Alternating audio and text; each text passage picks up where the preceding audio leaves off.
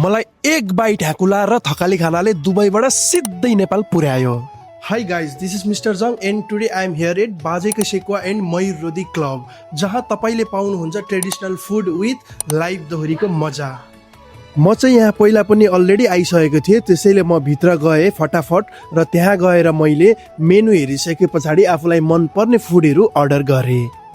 So अब चाहिँ म टिमुर ह्याकुला, मटन सेकुवा र नेपाली खाना सेट ट्राई गर्न गइरहेको छु र फर्स्टमा चाहिँ I'm gonna try with mutton sekuwa.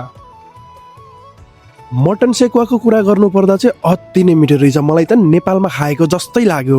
Plus mutton sekuwa चाहिँ भुजासँग खाँदा फेरि अति नै मिठो हुँदो रहेछ। अब चाहिँ म ह्याकुला टिमुर ट्राई गर्छु है त।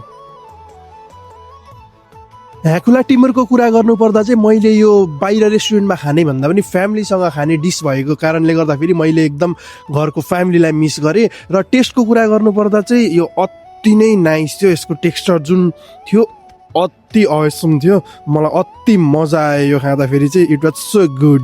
लास्ट बट नट लिस्ट अब चाहिँ म नेपाली ट्रेडिसनल थकाली खाना ट्राई गर्न गइरहेको छु।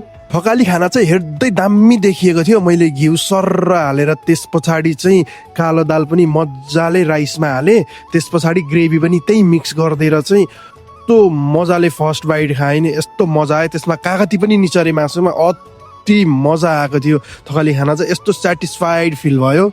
इफ तपाईँहरू पनि ट्रेडिसनल फुड सँगसँगै दोहोरी लाइभको मजा लिन चाहनुहुन्छ भनेदेखि चाहिँ do visit this place. Okay, thanks for watching.